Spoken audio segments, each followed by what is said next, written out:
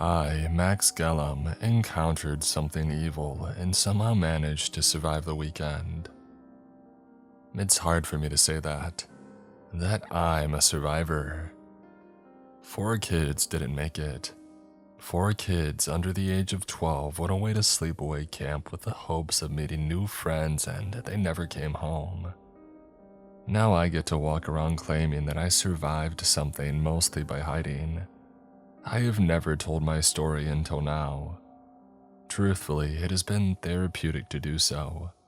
More therapeutic than the years of group therapy and medication. So if my grammar isn't perfect or my writing is poor, I apologize and thank you for the opportunity alone. It helps to be heard. Here we go. I hated sleepaway camp. I hated it when my mother made me attend from ages 13 to 15. I hated it when she insisted that I get a job there at 16. I hated the bratty kids. I hated the dark woods. I hated the smells. I hated being expected to socialize for the vast majority of the day. I hated pretty much every single thing about the entire experience. But I didn't hate the fact that my father promised to buy me a car if I went. It wouldn't be a great car, mind you. We weren't rich. It actually ended up being a used Honda POS from a decade prior. The windows were locked closed. The air conditioner didn't work. It had a distinct smell of onions for some reason. But hey, wheels were wheels. They might as well have been wings at that point. And so I agreed to their demands begrudgingly, with the promise of my first solo road trip set in my sights. I left for Hartshorn Park sometime around 8 on a dreary May morning. The drive took me from the New Jersey coastline to the barren and empty woods of central Pennsylvania. It rained throughout the whole trip, but I still enjoyed every minute of it. I stopped and picked up smokes and snacks along the way. I sang along to all my favorite CDs. I called into a couple of sports radio stations like my dad always did.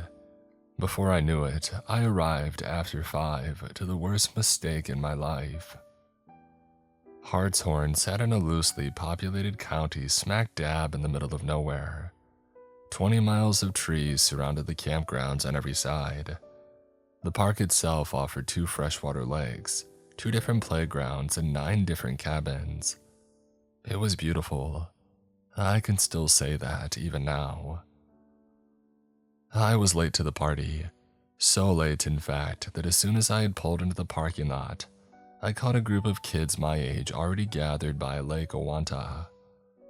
I suddenly remembered being told that counselors were instructed to show up at 3 for orientation. Panic crept in as the potential for being singled out rose exponentially. Great. From the center of the gaggle sprinted an annoying 23-year-old named Adam. I recognized him from years prior and I groaned audibly. Adam was the always overachieving type. The new job as camp lead fit him well. And the lanky jerk jokingly jumped in front of my car while I slammed the squealing brakes and cursed under my breath. "Let's go, Gelman. Late to the first day of work. Great start, kid, great start. Not a promising sign." He tapped on the glass annoyingly as I collected myself and discreetly tried to hide the pack of cigarettes sitting on my passenger seat. "Let's go, layman. Are you smoking? You're underage, kid, by a long shot. You shouldn't be smoking. Who bought you those, You won't be smoking on my watch. Toss 'em. Get up and toss 'em in the garbage can right now." I cut the ignition lazily and lifted myself out of the driver's side. I grabbed my backpack from the back while Adam turned on the heel of his flawless tan boots and marched back towards the group. Then he paused and looked back at me again. "I'm serious about the cigs, Gelman. Toss 'em. Those things are gonna give you cancer, kid." I pulled the half pack of menthols from my pocket and deposited them dramatically inside the metal-covered can. Adam nodded approvingly and walked away. I stared into the bin a little longer, marking their position underneath the candy wrapper, while Adam returned to the curious group of counselors. After my brief hesitation, I followed his lead and fell in line with a small, friendly-looking brunette around my age. "Alright, some of you have been here before as campers and know what to expect," he began in his best attempt at intimidation. "The next 2 weeks will be pure and unfiltered hell." A couple of the other nerdy counselors, cronies of Adam, chuckled emphatically from the front. "Some of you might not make it through the 14 days. Some of you won't have the stuff." A meathead of a kid turned around to point at me in the back and grabbed his nuts. "Ain't nobody want that, Jared," I mumbled in return. The brunette laughed. I took pride in that. "Cue, Talinsky. Now, if you read the email, you'll know that we're also understaffed this month." Adam continued. "Email?" I muttered inquisitively to my new friend. "Welcome to the new millennium, Max." She giggled while pointing to the name tag fastened neatly to her red tank top. "Meredith, by the way." Adam cleared his voice.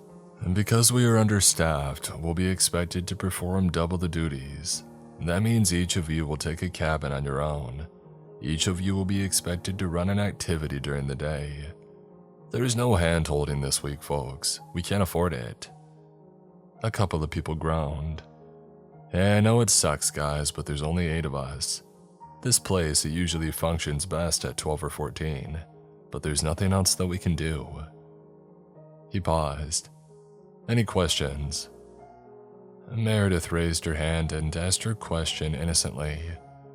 "Where do we sleep tonight?" My face flushed red, and for some reason so did Adam's. "Best to get yourself set up in the cabin before the kids arrive. We sleep alone tonight, folks." More groans.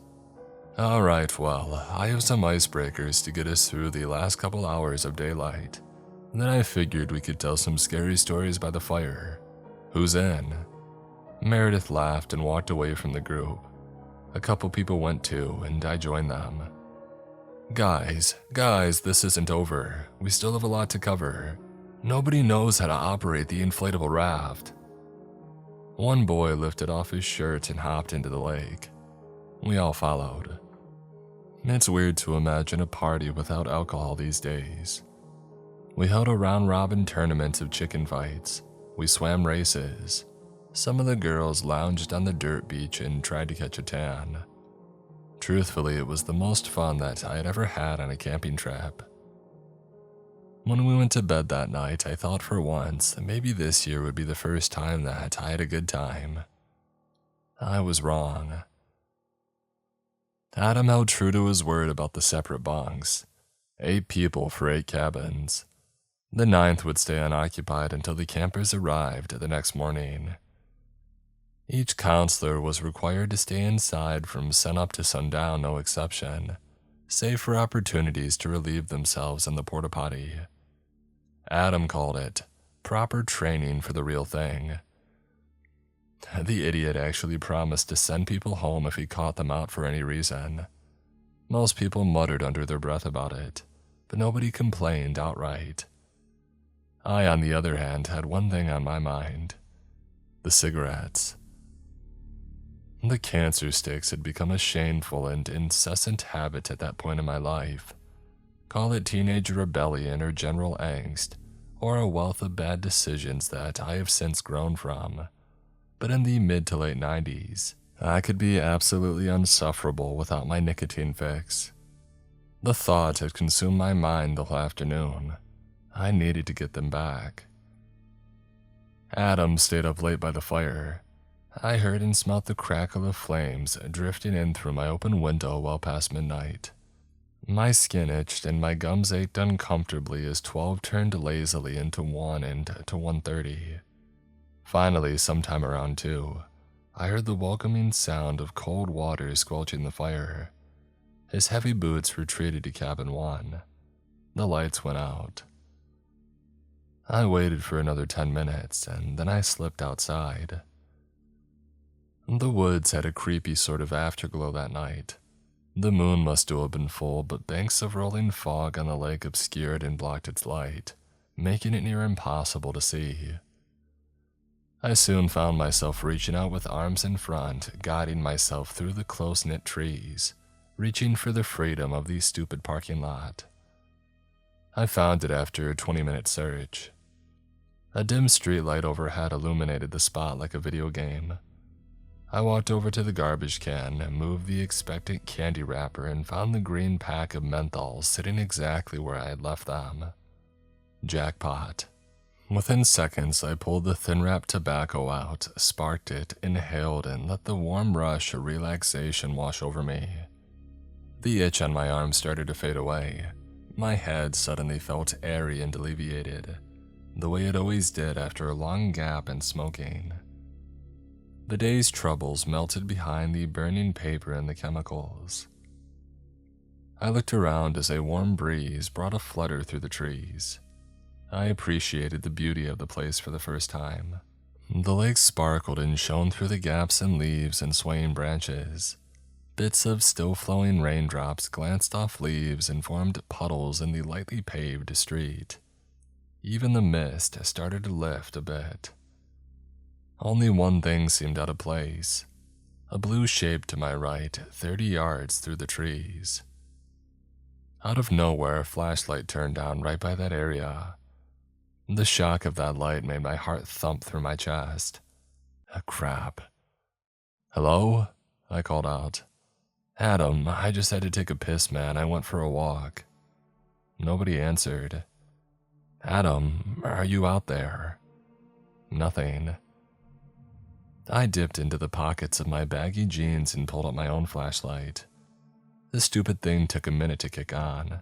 I had to smack it a couple of times, then switch the batteries.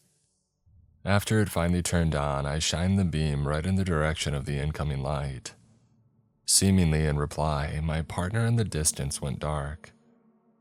To be honest, I didn't really expect anything sinister. I thought that it could be Meredith or one of the other counselors messing with me, or maybe Jared and his cronies. I checked my flashlight again and dipped it through the trees. I called out in my most intimidating voice, but the hint of blue stayed absolutely still in the exact same spot. Nobody replied. I waited a couple minutes, and then I ditched the smoldering cigarette under my boot, lit another, and walked back towards the campgrounds with a quickened pace. Something followed me. I couldn't see it, but I could hear the rustling in the trees. It couldn't be the wind. Something loud moved a heavy branch to the left, which caused it to recoil to the right and smack into another tree. My nerves finally started to agitate. I felt the hairs on my neck stand up. "This isn't funny," I yelled with false confidence. And then somebody started to moan. Look, I know this sounds bizarre, but this is what happened. It was a human, male voice. There was nothing supernatural to it whatsoever. That moan told me one simple fact. Sitting 20 yards away behind a bush, a man in a blue sweatshirt was watching me and getting off in the middle of the woods. And so I ran. I sprinted so fast that I did not care if anybody heard me. I did not bother to look around or behind. I could still hear the guy following me. A flash of blue showed in the corner of my eye just before I dove into the center of the campsite and slammed my body up against Adam's door. "Adam, get out here right now! Adam, this is an emergency, wake up!" I turned around and looked wildly into the woods. Nobody was there. Adam answered the door in his boxer shorts. "Is that you, Gelman? I can't see anything. Somebody took my glasses." I quickly tried to explain everything that just happened, minus the cigarettes. "Oh yeah, you went for a walk. All right, whatever, calm down. Where did you see him?" I pointed to the winding path that led to the parking lot and I kept blabbering. Adam walked right by me. "Did you leave your jacket by cabin 9? He asked. I shook my head. Adam pointed groggily to the last cabin on the premises. "What's that?" Sitting just outside the door handle was a light blue sweatshirt. I checked my watch. 3 a.m. The kids arrived at 8. 3:15 in the morning. Adam gathered the camp counselors around the lit fire pit. He waited and tapped his heel for a moment while the groggy lot assembled in a line. We must have looked like soldiers awaiting orders, because he marched back and forth in front of us, with the blue sweatshirt raised idiotically over his head, kind of like a flag. All right. Whose sweatshirt is this? Crickets. Old Gelman says the owner of this sweatshirt followed him through the woods, and somebody took my glasses from my nightstand. So let's end this right here and now so everybody can get some much-needed sleep. I'll repeat the question. Who did it? We had counted the group a moment earlier. All 8 counselors stood in place awkwardly. Jared, is this yours? The obnoxious bully shifted uncomfortably. He seemed offended at the accusation. No, man, I was sleeping. Adam nodded and cut him off with a hand gesture. Melee? Jared's tough-looking friend shook his head solemnly. Meredith, is this your crappy attempt at flirting? I never even noticed the short little brunette standing to my right. No, that thing is 5 sizes too big, she snickered. Adam went through the rest of the group with the same personal accusations. He questioned their bathroom habits, whether they saw anything, whether they heard anything. He seemed to become more and more freaked out the further that he went down the line. Nobody noticed a thing. Every single person claimed to be sleeping. We were left with the blue sweatshirt and nothing else. Well, alright then, since this belongs to nobody, you won't mind if I do this. Adam tossed the blue sweatshirt in the fire, lit some matches, and set it ablaze. Idiot, that could have been evidence, Meredith began.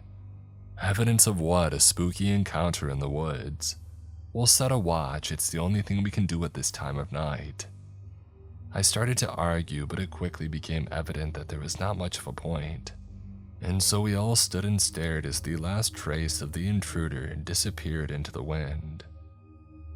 Melee Adam and another counselor named Hannah agreed to stay up by the campfire until daylight. I didn't get much sleep, but the lock on my cabin door and windows and the idiots outside did help to make me feel a bit more safe. Maybe somebody had just pranked me. 7 a.m. Adam phoned the park rangers to report the encounter and possible stolen property. They agreed to perform a grid search. Those same rangers did not deem it necessary to shut down the camp at the time. Maybe they should have. Hindsight is 20/20. 8 a.m. The kids started to stream in like a waterfall. Most of them didn't want to leave their families. I think that fact haunts me more than any other. We weren't prepared. Most of the counselors did not think the park would even stay open. And here we were accepting check-ins for dozens of screaming children and frantic parents on minimal sleep. Therefore, the day's activity started out with a bit of a hitch. The parents departed altogether sometime around 9. The park rangers stopped by the camp and did a quick search around 10. They left at 11. By 11:30, I had just finished my first rotation on the inflatable raft. I must have looked like a drowned rat when I passed by Meredith working arts and crafts, if you could call it that. Most of the decorations were scattered through the grass. Only one small girl seemed interested in them. Meredith instead held an acoustic guitar, with the strap placed neatly around her slim shoulders, and the bass perched neatly on her slanted knee.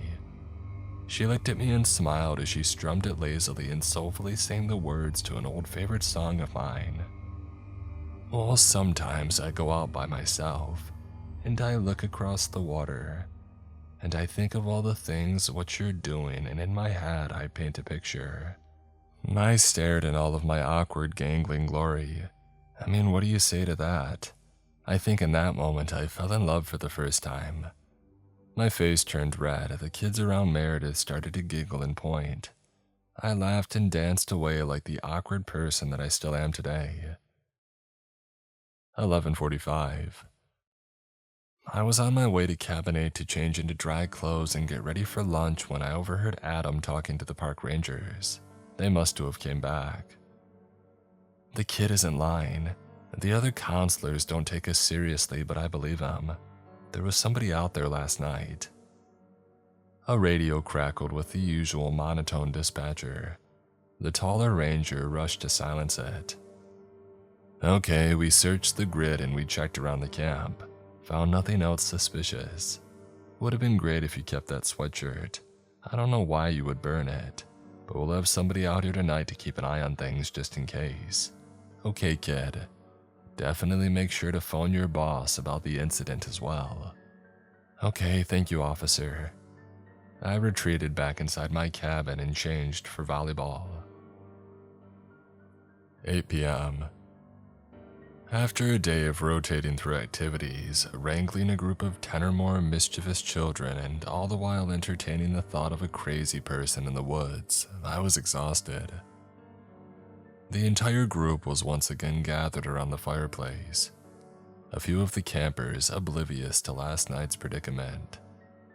They had asked Meredith to perform after they heard her song from earlier, and so I sat, transfixed to her beautiful and colorful voice, until sometime well past 9 o'clock, and then Adam got up from his nap and ordered bedtime. I herded my batch of 10 children towards Cabin 8. Most seemed just as tired as me. Some still wanted to go home. Some just wanted to sleep in their beds. I told them to write letters to their parents in the morning instead. The counselors met earlier in the day and drew straws for the night's watch. Marcus and Hannah got 9 to 12, Jared and Meredith 12 to 3, and finally Kumar and Josie had the graveyard shift from 3 to 6. I went to bed with an aching in my stomach and a gnaw in my gums from the lack of nicotine. But again, I felt safe with the idea that somebody would be watching for me. 1:30 a.m. I woke up to a tapping on the glass window by my bed. My vision was blurry. I reached for the familiar shape of my glasses on the nightstand, but they were gone. The rapping on the glass stayed quiet but insistent. It seemed like the tapper knew enough to know that I slept at the front of the cabin, so I assumed it to be Meredith and I squinted in the vague direction of her shape. "What's going on?" I asked in my best inside voice. "Come see," the voice said in return. "Come see." The footsteps retreated. I threw on my jacket in a panic and did my best not to wake the other kids in the cabin. A couple of them squinted at me distractedly before rolling over, but none of them got up. I opened the door to find a completely empty camp. 2 chairs sat propped by the fire pit and they were empty. The fire still burned on as expected, but there was nobody there to tend it. It's embarrassing to admit now, but my mind immediately went to the gutter. I thought that maybe Jared had worked his jock charm on Meredith and won her over. Maybe they snuck off somewhere to hook up. Maybe they found the new hiding spot for my cigs and they smoked them all. My depression turned to anger as another possibility crept into the back of my mind. Maybe she didn't want to go with them. Maybe this whole thing was caused by Jared all along. I darted towards her cabin, number 7, and knocked on the door as quietly as possible. Nobody answered. I tugged the handle and found it unsurprisingly unlocked. I was greeted by a gaggle of blurry children. They all immediately shouted a million explanations in my direction. "Miss Meredith left and never came back. She was supposed to be watching the fire. She took my glasses. Michael went with her to the bathroom. He was scared to go alone. Yeah, we heard noises. Yeah, I heard somebody moaning. Somebody was definitely moaning. Like this. Ah, ooh." I tried to tell the kids to calm down as they bombarded me with 1,000 crazy questions. Where did you hear this? Tell me where." A few of them pointed nervously. "Where, guys, where?" A brave 10-year-old boy named Martin pushed himself to the front. "They went in cabin 9. 2 a.m. Time to wake up Adam. 2:15 in the morning. Adam and I stood in front of the door to cabin 9. Waves of heavy rain started to drift in through the trees. I told him everything the campers told me. About the moaning in the woods, about the missing children, and the missing counselors. I told him one kid saw somebody go inside this very cabin. I could tell that he was scared.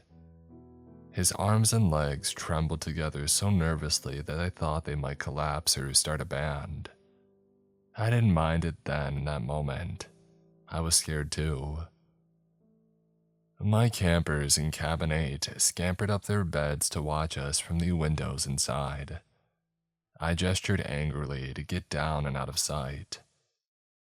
"What's the plan, Adam?" I asked distractedly. He stared back with wide and blank eyes. "I'm thinking. We don't have time for that, man. There are kids missing.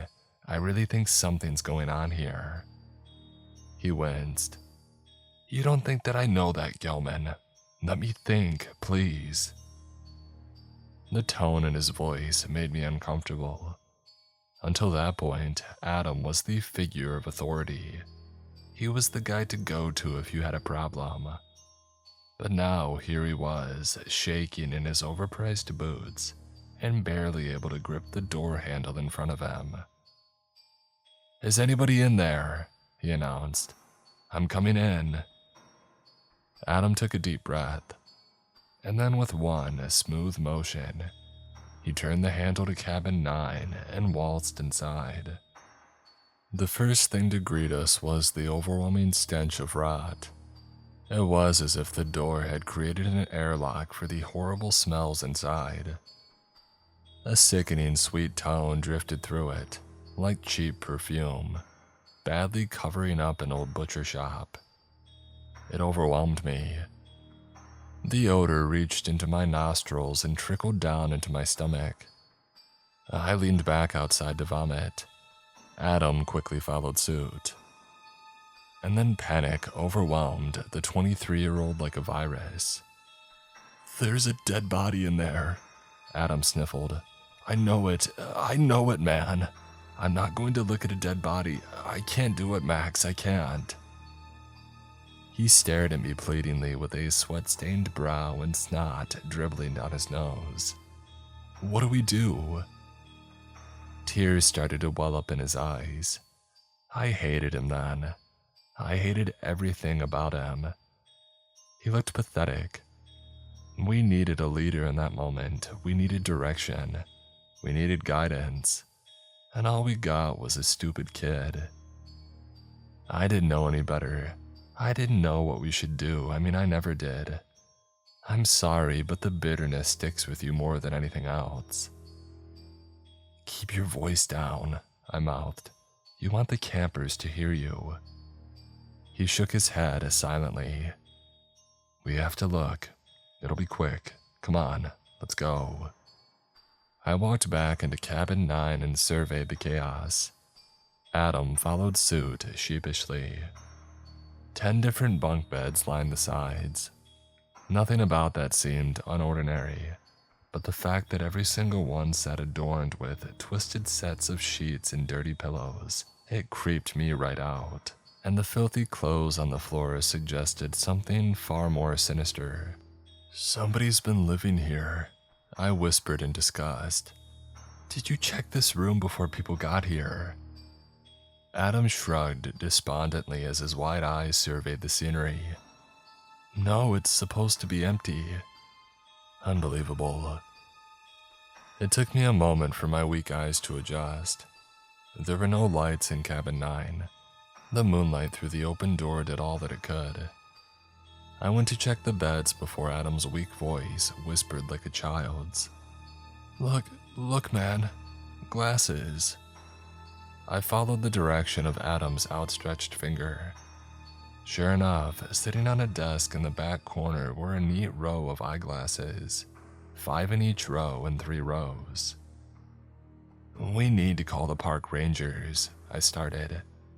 He stared back at me. "Adam, do you hear me? We need to call the rangers." "Okay. Go, do it now. Okay." He shuffled aimlessly for the door. I couldn't blame the guy for his reaction, and I cannot fathom the guilt that sits over his head to this day. I feel bad ragging on him here, but it needed to be said. This is my story after all. He can tell his. There was one more mystery left to solve in Cabin 9. The smell. The bulges under the covers of 3 beds gave me an unsettling inkling. I approached one of the bunks slowly. Part of me expected a counselor to pop out and claim the whole thing as a prank. Part of me expected to find a bullied kid who snuck away from the group. Most of me expected everything but the reality of my situation. Sitting under the sheets was the body of a 13-year-old girl. She didn't have any eyes left, but she still wore glasses. My glasses. 2:30 in the morning. Some people say that dead bodies look peaceful. I've heard it before in a few Hollywood films and television shows. They're just sleeping and the like. Well, they're wrong. They're all wrong. Amelia's face had turned blue. Scars and scratches covered her neck. She still had bits of skin in her fingernails. The blonde hair that I recognized in magnificent curls to start the day was tangled. It was matted and mixed with oddly colored bloodstains and raw lake water. I reached out to check her wrist for a pulse. Her skin was still wet but horribly cold. Colder than any human being that I've touched before or since. I looked around the room one more time. 2 more shapes sat in consecutive beds to my right. One was a lot bigger than the other. I wondered who they were while fighting the urge to retch. I knew someone would have to check. But I didn't have to wonder much longer. Somebody screamed, and the whole camp came alive. I closed the door behind me to a welcoming, clean breeze of fresh air.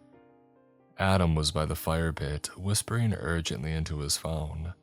The kids were all awake now, huddled by the windows of their cabins and looking outside for the source of the screams. Adam paused and looked towards me hopefully. He seemed absolutely oblivious to the chaos around him. I shook my head. Suddenly, half-dressed campers toppled out of their cabins like it was the 4th of July. Their chattered and excited voices erased all of the essence of the horror that I had just witnessed. I had to stop and grab a couple just to move them out of the way. I felt like a running back in the middle of a sea of zombies. Maybe that doesn't make sense. I'm sorry. It's the way that I remember it. Shock can do that to a guy. The counselors rubbed their eyes and shouted questions at me through the chatter of their tiny little voices. "What the heck, Max? Who's screaming? What do we do?" Everybody looked towards Adam for instruction. He hesitated, and then he put his hand over his ear, turned around and yelled something stupid back into the phone. "Keep everybody away from Cabin 9. Nobody goes in," I yelled. "Melee, come with me." 2:40 in the morning. Have you ever yelled across a lake? Voices have an awkward way of traveling across flat water. Sometimes, if there is nothing to obstruct the sound, someone that's actually very far away can sound very close by. Meredith and her abductor sounded like they had to be within the campgrounds. We were sure of it. But by the time that we arrived, they were actually quite far away. 200 yards to be exact. Directly across from us on the opposing waterfront. Meredith was in the water, but mostly under the water. Her twisted body bobbed up and down like a tiny little rag doll. Her gasping voice came in breaths of heaving anguish that dipped in and out like a skipping record player.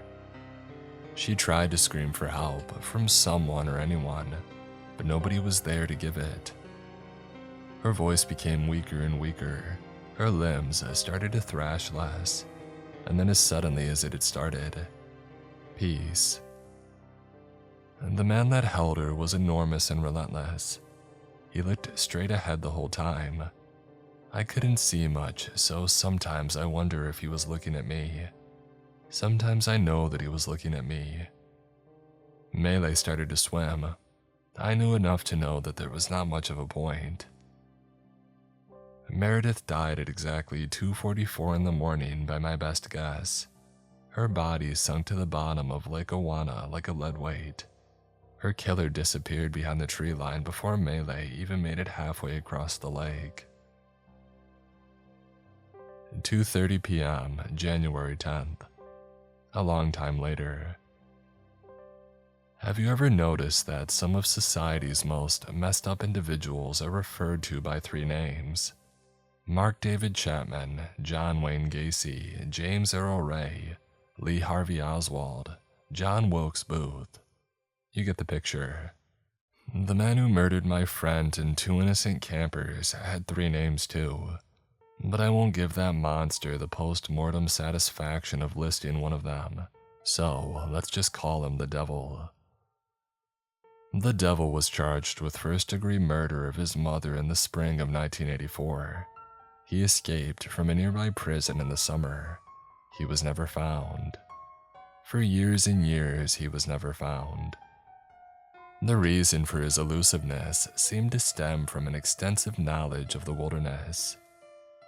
You see, the Devil was raised by his mother, a blind woman of advanced age, in the woods of the Northwest Territories. He murdered her after an argument on his 14th birthday. Some say that he cut out her eyes too after she died.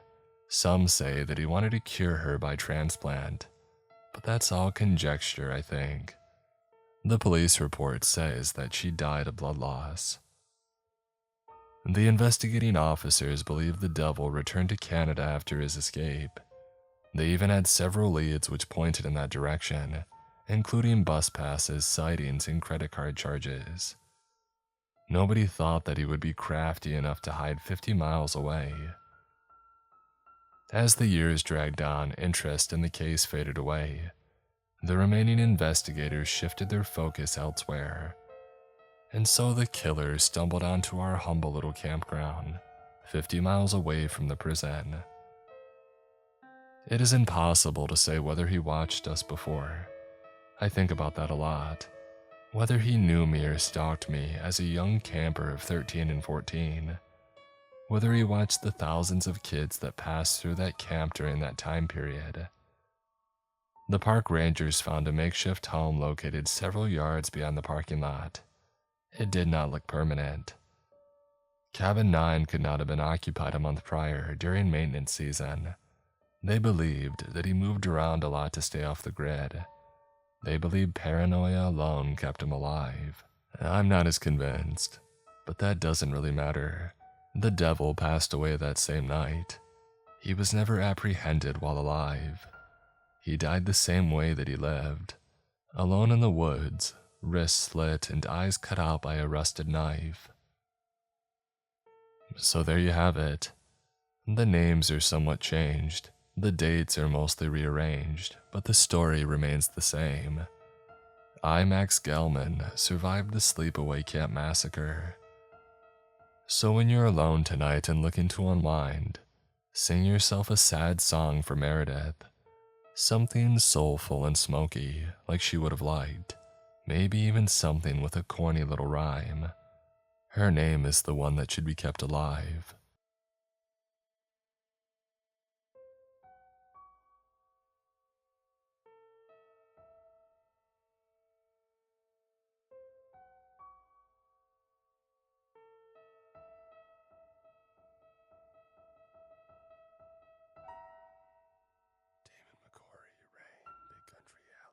Nelson Asada, Dice Creamy, Meat Cashier, Malcolm Black, Talamagara, Justin Fotenauer, That One Woodsman, Die Can't Play, Dino, Deggy, MP Massacre 91, Leon Knott, SWAT, Kathy McGuire, Jimmy Griffin, Miss Eldridge, Dragon Slayer 048, Takeo Zarilla, Sanjay Anthem, Sleepy Shroomy, Mark Norman, Minaling Gitter, Richard French, yours truly, Omni Rubix, Sonic GMT, Wayward Son, Caleb Windsor, Never Enough, Russell and Flow, Stevie B7